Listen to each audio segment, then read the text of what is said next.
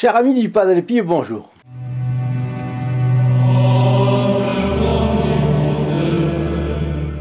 Notre entretien d'aujourd'hui va se dérouler autour d'un Fioretti du Padre Pio sur un sujet un peu délicat et qui permettra de répondre à plusieurs questions qui me sont parvenues. En réalité, je vais faire l'inverse. Je vais peut-être commencer par les questions et ensuite arriver au Fioretti du Padre Pio. Mais bon, j'ai cru bon d'y répondre de manière générique dans une vidéo, pensant que cela pourrait être utile à d'autres. Ainsi, petit à petit, nous aurons passé en revue, sans en avoir l'air, bien des aspects des 10 commandements de Dieu. Alors avant d'entrer en matière, je relève qu'étant donné l'efficacité du secours du bon Padre Pio, de plus en plus présent dans la grande famille de ses amis et protégés, vous ne pouvez manquer d'avoir chez vous sa photographie. Attention, sa photo n'a rien d'automatique. Ce n'est pas parce que l'on aurait avec soi cette photo que le bon Padre Pio nous éviterait tout mal. Nous ne devons pas transformer le Padre Pio en totem, avec des pouvoirs quasi magiques. Rien de cela chez le Padre Pio, rien de cela dans la religion catholique. Rien dans la religion catholique ne s'apparente à une amulette, pas même l'eau bénite, pourtant si puissante pour chasser le démon. C'est comme la médaille miraculeuse de la rue du Bac. Si on la porte pieusement, si on pratique la morale catholique, alors Notre-Dame des Grâces nous protégera. Et même de manière inouïe.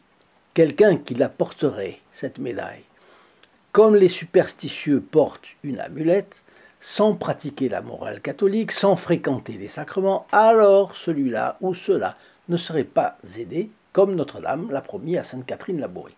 De même, si quelqu'un avait tendance à considérer le Padre Pio comme une amulette, comme un distributeur de protection contre tout mal, contre toute douleur, contre tout désagrément, eh bien, je vous assure que Padre Pio ne l'aiderait pas. Il avait horreur de ce genre de choses de son vivant. Notre bon capucin ne se voulait qu'un intermédiaire entre la Sainte Vierge et les fidèles, dans le but du salut des âmes. Le salut des âmes. Il guérissait les corps en vue du salut des âmes.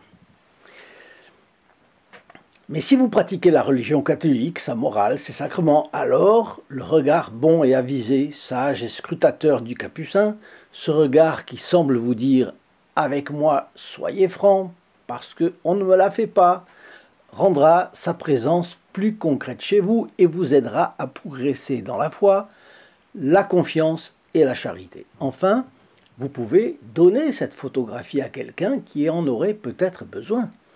Vous pouvez la donner à quelqu'un de votre famille, de vos relations. Vous pouvez la recevoir donc gratuitement et franco de port. Il vous suffit de la commander par email. Et je vous mets le mail en bas. Et si la manipulation des emails est difficile pour vous, vous pouvez nous téléphoner au numéro que je vous mets dans la description. Et puis nous vous enverrons la photo dans les meilleurs délais. Alors commençons. Se basant sur la fameuse lettre de saint Paul aux Thessaloniciens, les évêques italiens ont repris au cours de l'année 2020 le fameux conseil « Ce que Dieu veut est votre sanctification », c'est saint Paul dit ça aux Thessaloniciens, « que vous évitiez l'impudicité et que chacun de vous sache garder son corps dans la sainteté et l'honnêteté, sans l'abandonner aux emportements de la passion, comme font les païens qui ne connaissent pas Dieu. » C'est au chapitre, la première épître de saint Paul aux Thessaloniciens, chapitre 4, versets 3 à 5. Alors après avoir donné de sages conseils aux jeunes sur l'obligation de se maîtriser, les évêques observaient ceci. De nombreux jeunes perdent malheureusement la foi parce qu'ils n'arrivent pas à garder la chasteté. De guerre lasse, ou bien vaincus sans même avoir lutté, ils abandonnent le combat. Or, selon les maîtres de la spiritualité, il y a des péchés qui, plus que d'autres, éteignent la lumière de la foi et détournent des réalités célestes. Parmi ces péchés, l'impudicité vient en premier. Saint Thomas d'Aquin affirme que ce sont surtout les plaisirs impurs qui conduisent à la dissolution de l'âme. Le catéchisme de l'Église catholique précise que l'on est chaste quand on préserve son esprit et son corps de tout ce qui blesse l'innocence. Et c'est sa grande pureté qui a rendu Saint Jean l'Évangéliste capable de pénétrer les mystères de la religion. Dès le début de son évangile, vous le connaissez, il s'élève comme un aigle au sein de la divinité. C'est le fameux commencement de l'évangile selon Saint Jean. Saint Ambroise dit que c'est la chasteté qui donne aux âmes un courage héroïque. Dans la Bible, vous le trouvez. Lorsque, par exemple, au siège de Béthulie, la timide Judith montra un courage si héroïque qu'elle s'est rendue au camp des ennemis pour trancher la tête d'Holoferne. Tu as agi virilement, dit en parlant d'elle la Sainte Écriture, parce que tu as aimé la chasteté. Et Esther, toujours dans l'Ancien Testament, obtint tout de son royal époux parce que elle lui était fidèlement dévouée. Et ainsi l'époux céleste accordera aux âmes chastes toutes les demandes qu'elles lui adresseront. Une fois reçu le baptême, il faut que l'innocence de l'âme soit entretenue par Dieu. Ah oui, certains pourraient dire, c'est à force du poignet qu'on arrive. Non. La chasteté n'est en effet donnée que par Dieu. Acquérir cette vertu est au-delà des forces humaines. Et c'est pourquoi on dit que la chasteté est comme la neige. Elle descend du ciel. Et pour cela, il faut prendre les moyens convenables. Avoir la plus grande dévotion envers la Sainte Vierge Marie, la plus grande des dévotions à la Sainte Vierge Marie. Fréquenter les sacrements, penser aux fins dernières, la mort, le jugement particulier, le ciel, l'enfer. Observer la tempérance en tout, cela prépare, cela facilite, cela aide. Et méditer les vérités de la religion. Alors je reviens un instant à la fréquentation des sacrements. Si elle ne fréquente pas les sacrements, l'âme n'a pas l'énergie de lutter contre les vices. Fréquenter les sacrements veut dire se confesser. Communier. Se confesser et communier fréquemment. Et communier après s'être confessé, bien sûr. Se confesser et communier au moins une fois par an, ça ne fait pas partie des 10 commandements de Dieu, mais cela fait partie des 6 commandements de l'Église. Les commandements de l'Église sont simplement un prolongement du 3e commandement de Dieu, tu sanctifieras le jour du Seigneur. Alors, aller à la messe tous les dimanches et jours de fêtes obligatoires. Se confesser et communier au moins une fois l'an, c'est-à-dire faire ses Pâques. Ceci aussi est obligatoire. Passer un an sans l'avoir accompli, c'est un péché mortel. Du moins, la matière est une matière grave. Si l'on en était conscient, c'est bien sûr une autre histoire. Pour recevoir la Sainte Communion, il est impératif de s'être confessé avant, c'est-à-dire de se trouver en état de grâce. Imaginons que, d'aventure, quelqu'un veuille communier en se trouvant en état de péché mortel. Ce serait un péché mortel de plus. Une idée circule parfois sous l'impulsion de certains ecclésiastiques actuels, certains cardinaux et certains évêques, en particulier allemands. Communier serait un remède contre le péché, un moyen d'acquérir de la force pour ne plus pécher. C'est une hérésie. Ce n'est pas possible, parce qu'on ne peut pas placer le corps de notre Seigneur Jésus-Christ, disent les théologiens, dans un cloaque. Il faut avoir l'âme propre pour recevoir le Christ dans son cœur. Je répète, c'est une hérésie de prétendre qu'on peut communier alors que l'on se trouve dans une situation matrimoniale irrégulière. Cela a été réfuté par les meilleurs théologiens.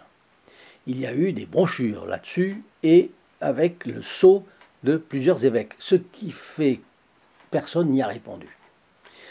D'ailleurs, saint Paul promet ceci: celui qui mange et boit indignement le corps du Seigneur mange et boit sa propre condamnation. C'est la première épître de saint Paul aux Corinthiens, au chapitre 11, verset 29. Enfin, puisque nous avons parlé des sacrements, n'oublions pas le sacrement de mariage, si mal respecté de nos jours et qui est conféré, comme vous le savez, par les conjoints eux-mêmes. L'homme et la femme qui se marient, le prêtre dans ce cas, eh bien, il représente l'Église, mais l'Église, là, joue le rôle de témoin. Voilà ce que j'ai cherché. Ce sont les conjoints qui se donnent le sacrement de mariage. Et ce sacrement, comme tous les sacrements, imprime son caractère. Ce sont les matérialistes qui disent le contraire, et pas les catholiques.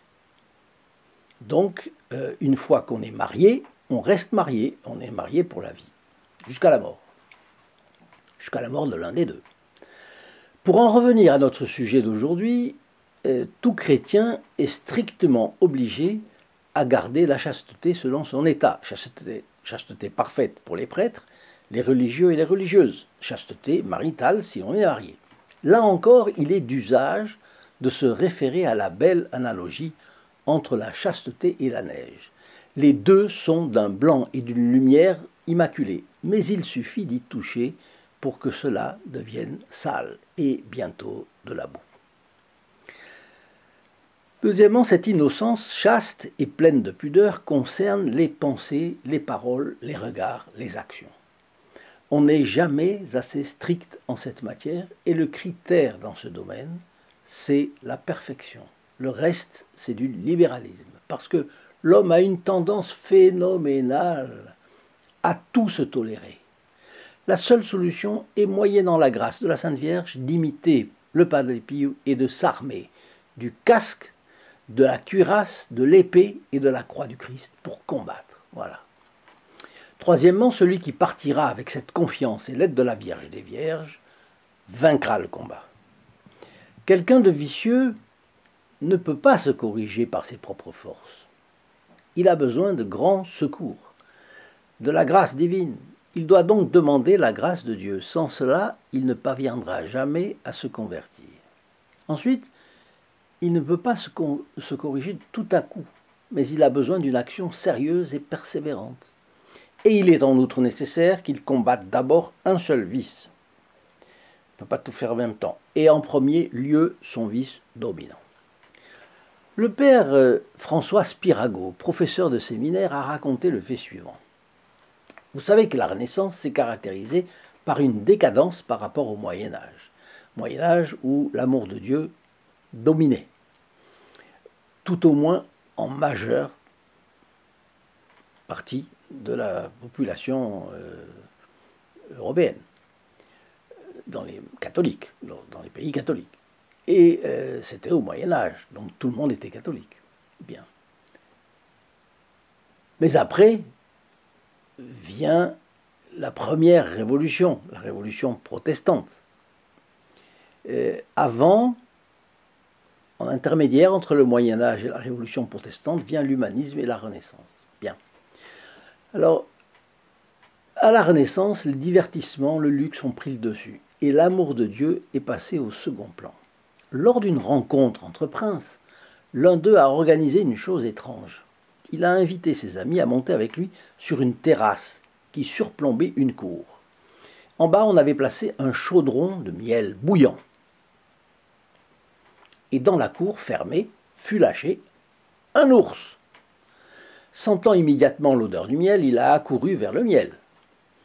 Il a mis son museau. Il s'est brûlé fortement le museau. Et il s'est aussitôt précipité à l'extrême opposé de la cour. Mais sentant encore le miel, il est revenu sur lui. Il a mis son museau de nouveau. Il s'est brûlé une deuxième fois. Il s'est encore enfui, mais il s'est enfui moins loin que la première fois. Et n'y tenant plus, il est revenu une troisième fois. Et cette fois, il a avalé le tout, et il en est mort. Le père Spirago présente cela comme l'image de l'homme vicieux. Quand il aperçoit les tristes suites de son péché, il prend les meilleures résolutions. Mais s'il se laisse séduire de nouveau, le risque, ce qui risque d'advenir, c'est le pire. Plus il pêche, moins il est capable de résister. Et enfin, il se perd, et pour le temps, et pour l'éternité. Cette question terminée, je passe donc au Fioretti du Padre Pio, qui, vous le verrez, n'est pas sans rapport avec cela. Ces conseils montrent à quel point il partage d'ailleurs les réflexions de ces docteurs de l'Église que je vous ai cités. En juin 1968, c'était 3 mois avant sa mort. Il a reçu en confession un prêtre qui a accusé une difficulté à observer la chasteté. Le Padre Pio a répondu en le mettant en garde contre de possibles transgressions et il lui a spécifié la chose suivante. La luxure est le chemin le plus court et le plus facile pour aller en enfer. Vous connaissez les choses et vous les enseignez aux autres. Tâchez de les mettre en pratique. C'est clair, net, précis et c'est très synthétique. L'impudicité est le chemin rapide et facile qui mène à la mort éternelle, car elle enlève le plaisir de la prière, affaiblit la foi au point de l'éteindre et prédispose à tout type de péché, endurcit le cœur et sans une grâce spéciale l'entraîne à l'impénitence finale. Voilà. Alors ce qui est valable pour le commun des mortels l'est encore plus pour ceux qui décident de suivre Jésus pauvre, humble et chaste, dans le sacerdoce ou dans la vie religieuse. Pour Padre Pio, le danger de l'échec de toute consécration faite à Dieu réside dans ce vice. Il a dit un jour à un religieux, ce vice est le récif contre lequel de nombreuses vocations finissent par se briser. Et c'est la raison pour laquelle il était sévère avec les personnes consacrées qui ne se battaient pas de toute leur force contre ces tentations. Un jour, le frère Gérard, portier du couvent de San Giovanni Rotondo, est monté en hâte de la sacristie au couvent pour chercher un confesseur. Il a frappé à la porte du père Federico Carosa et lui a demandé de venir dans la petite salle du bas où un jeune ecclésiastique semblait pressé de se confesser. Le père Carosa est descendu. Donc dans ce monastère, on voyait qu'il y avait beaucoup de frères qui étaient toujours à disposition. Et a vite remarqué combien le pénitent était agité. Ah, qu'est-ce que c'était? Eh bien, d'emblée, l'agitation s'est muée en indignation. Le Padre Pio l'avait renvoyé avant même qu'il ait pu dire quoi que ce soit. Alors le jeune prêtre a demandé au père Carosse de le confesser. Bon, après le signe de croix et la prière initiale, le jeune homme a sorti de sa poche un morceau de papier sur lequel il avait fait sa liste. Ce qui concernait le 6e commandement était important.